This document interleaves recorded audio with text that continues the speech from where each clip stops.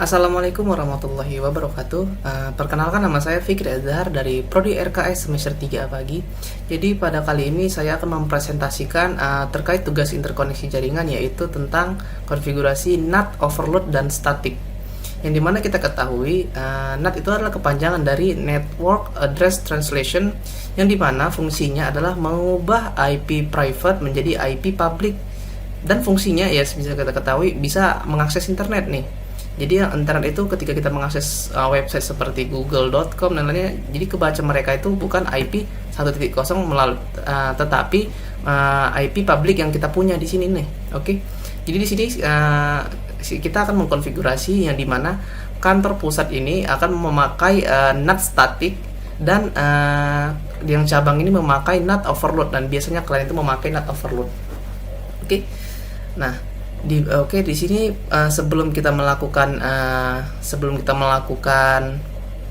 konfigurasi NAT-nya, kita lihat dulu di sini. Kita akan mengeping ke pusat 209.165.201.2. Tidak bisa ya, karena belum dilakukan namanya memakai NAT. Oke, kita ulang lagi. Apakah bisa? Tidak bisa juga mungkin. Oke, jadi sebelum kita melakukan NAT, itu tidak akan bisa mengakses internet. Oke, di sini kita akan mengkonfigurasi. Yang pertama kita lakukan adalah di kantor pusat. Oke, sebelum itu kita jelaskan dulu apa itu NAT static dan NAT overload. Jadi di sini kita lihat NAT static itu yang kita lihat tadi. Di sini kita melakukan NAT static dan di sini NAT overload. Jadi saya akan menjelaskan kenapa itu kita memakai static dan kenapa memakai overload. Jadi static itu adalah satu IP privat diubah menjadi satu IP public. Jadi static apa yang kita buat, misalnya lokalnya ini seperti ini. Nah, setelah itu global IP-nya akan menjadi seperti ini. Dia akan setelah terus menjadi 200 yang akhirnya di byte terakhirnya itu mengikuti seperti lokalnya. Oke. Jadi itu static, apa yang kita buat di situ akan menjadi NAT-nya. Oke, selanjutnya ada dynamic, yang dimana dynamic itu random. Ya, yang dimana ketika kita tadi ini 01, di sini seharusnya 1, di ini 3, 4. Nah, kalau dynamic itu ini 4 bisa 8, ini 1 bisa menjadi 2. Nah, seperti itu. Itu dynamicnya. Yang kita lakukan yang kedua adalah PAT, yaitu port address translation, yang dimana overload di sini kita akan memakainya. Nah, di sini dia memakai satu IP public digunakan secara bersama-sama untuk kliennya, yang dimana itu mengidentifikasi berdasarkan port yang digunakannya dan menggunakan access list overload. Jadi kita menggunakan access listnya, ya, yang dimana network ini akan diizinkan oleh port inside dan outside-nya itu akan boleh keluar atau tidak melalui jaringan apa. Nah, itu kita akan membuat access listnya nanti. Nah, bisa kita lihat di sini ketika dia 01 ini menggunakan port 18, dan ketika keluar dia outside-nya menjadi port 18. Dan di sini ada mengidentifikasi berdasarkan port overload. Oke, di sini kita akan mengkonfigurasinya sederhana saja. Pertama kita akan menggunakan enable, kita buat configure terminal. Kita pertama di sini akan menggunakan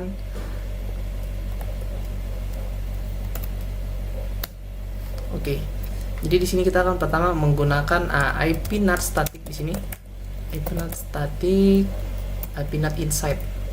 IP NAT inside, source static 192.168.2.254. Kenapa saya memakai 2.254? Dikarenakan di sini mulainya itu 254 untuk server yang akan bisa diakses oleh cabang. Oke.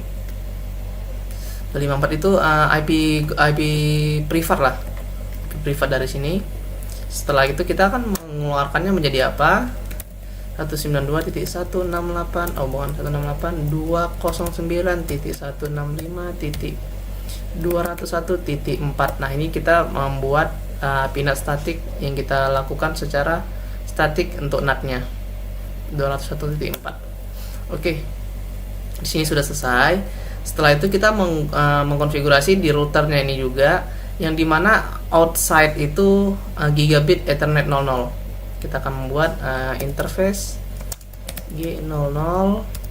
Nah, di sini kita akan melakukan IP NAT outside. Nah, ini outside. Oke. Kita exit lagi, bisa interface F00. Nah, F00 itu adalah interface dari router pusat ini. Kita menjadi IP NAT inside. Nah, oke, sudah berhasil. Kita show run apakah sama seperti yang diminta oleh tugasnya. Pertama kita lihat IP NAT di sini di F00 inside dan gigabit Ethernet itu outside. Oke, setelah itu nah di sini ada static untuk NAT-nya sudah selesai juga. Oke, kita akan melakukan melihat apakah konfigurasinya apakah benar sudah dibuat juga. So IP NAT di sini start translation. Nah, di sini sudah inside global itu IP public kita dan ini inside lokal IP private kita. Oke. Di sini sudah selesai kita konfigurasi di bagian pusat. Sekarang kita konfigurasi di bagian router cabang. Oke, kita enable kan. Kita configure terminal. Kita memakai static overload di sini berdasarkan portnya. Jadi kita melakukannya.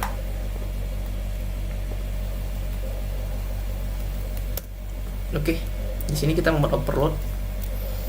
Di sini kita membuat IP NAT inside source list.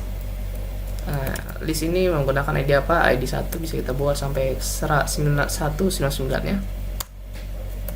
Setelah itu interface untuk global address atau IP publiknya. Interface berapa? Gigabit Ethernet 00. Di sini kita membuat overload. Oke, sudah. Nah, setelah selesai melakukan itu, kita konfigurasi access list ACL-nya. Access list 1 ini untuk ID access listnya. Nah, standar untuk access listnya. Extern itu beda lagi. Oke, standarnya oke, di sini 1. Oke, di sini ada 3 action yang bisa dilakukan oleh access list. Itu pertama deny, menolak paketnya. Yang kedua adalah permit, menspesifikasikan paket yang boleh yang boleh dituju. Dan gitu ini memakai komen aja. Oke, kita melakukan permit. Permit itu membolehkan. Nah, kita melakukan membolehkan IP network address dari 1.0 atau IP private dari 1.0 dengan wildcard mask. Nah, di sini bisa kita jelaskan kalau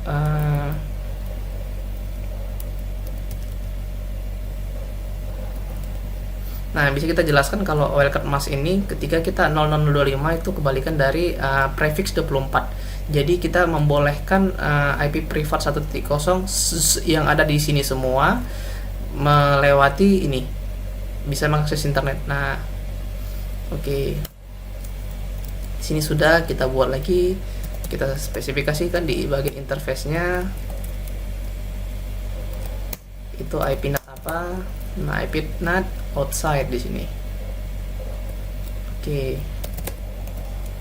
Kita exit, kita buat interface F00. Nah, kita buat IP NAT inside. Oke. Kita lihat suaranya. Oke, apakah sudah sesuai sama seperti ini? Kita lihat F00 nya sudah menentukan IP NAT inside, dan gigabit Ethernet 00 nya juga sudah outside ya.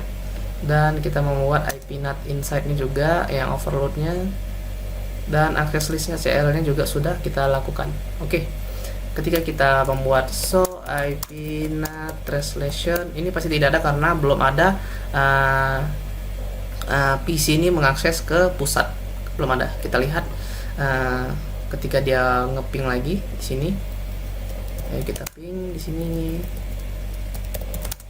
192.168. Salah, kita ping itu bukan IP private lagi ya, tapi kita ping itu bukan IP private tapi kita ping itu melalui IP globalnya 209.165.201.2. Oke, sudah berhasil ya. Oke, kita akan melihat bagian paketnya secara detail menggunakan simulasinya dengan filternya protokol ICMP. Kita lakukan lagi.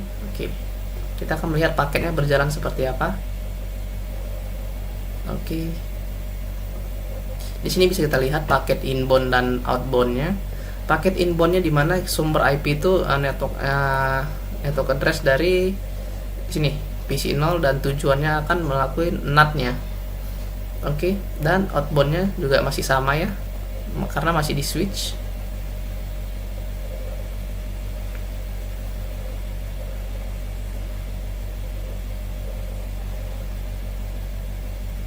Oke, di sini kita bisa melihat paket inboundnya. Di sini inbound itu yang di dalam tadi F00, sumber IP 1.0 dan destinationnya 201.2. Dan kita lihat outbound paket detailnya. Oke, outbound paketnya. Nah, kita inbound tadi kan nih, outbound kan sudah berubah nih, inbound dan outbound. Nah, sumber IP itu bisa kita lihat ini adalah IP NAT global dari cabang. Tujuannya global, IP public dari si pusat. Oke, seperti itu.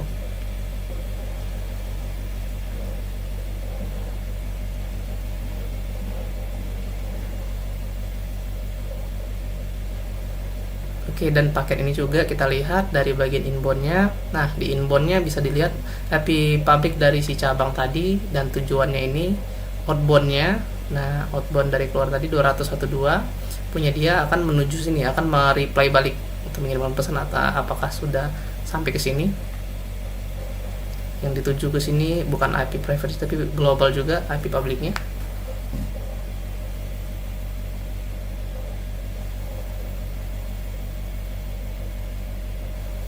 Oke, sudah berhasil ngeping ya teman-teman.